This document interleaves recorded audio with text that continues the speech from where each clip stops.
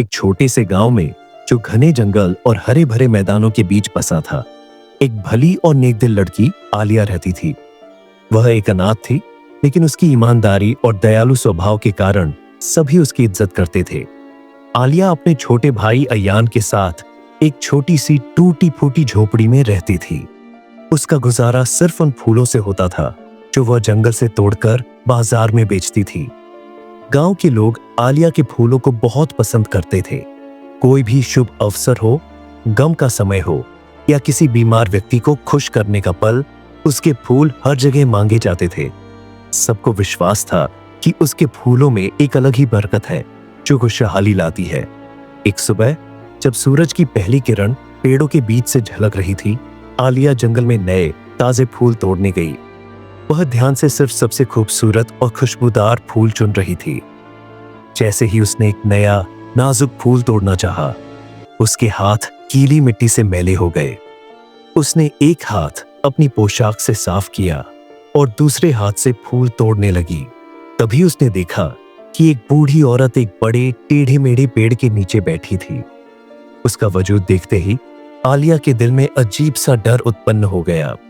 वह औरत अम्मा नूर थी, जो जंगल में रहती थी और जिसे लोग उसकी जादुई शक्तियों के लिए जानते थे।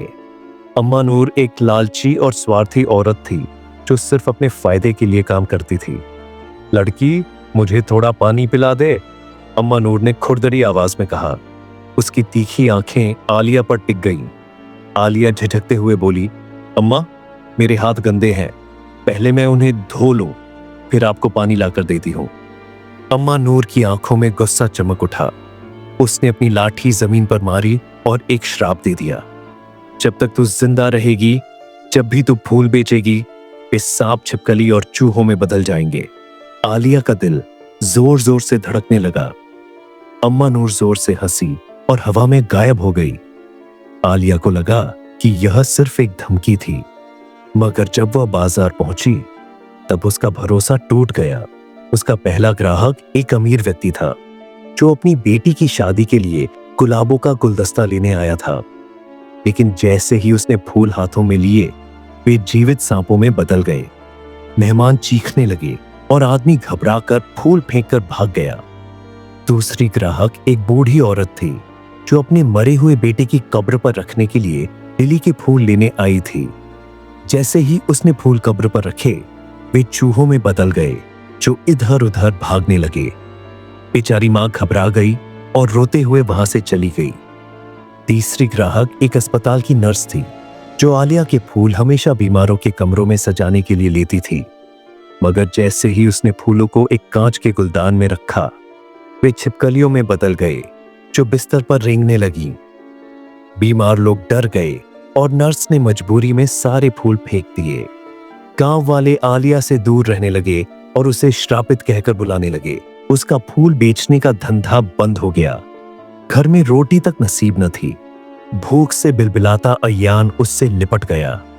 उसका मासूम चेहरा देखकर आलिया ने मन ही मन ठान लिया कि उसे किसी भी तरह इसका समाधान ढूंढना होगा।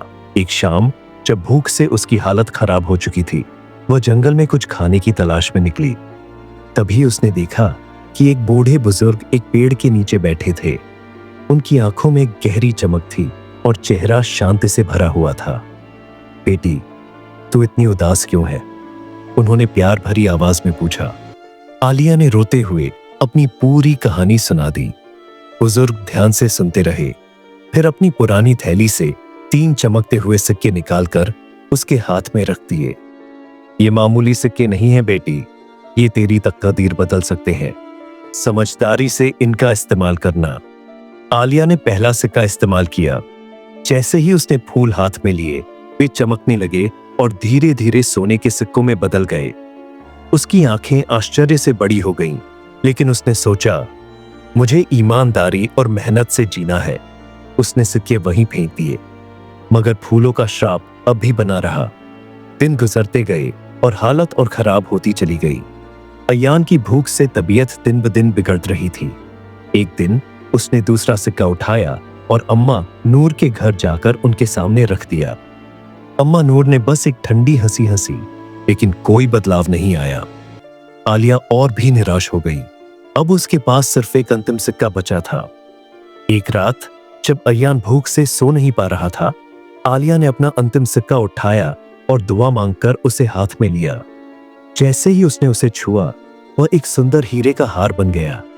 आलिया के मन में एक पल के लिए लालच जागा, लेकिन फिर उसने सोचा, मैं इसे नहीं रखूंगी। जो चीज ईमानदारी और मेहनत से हासिल न की जाए, वह आपकी नहीं होती।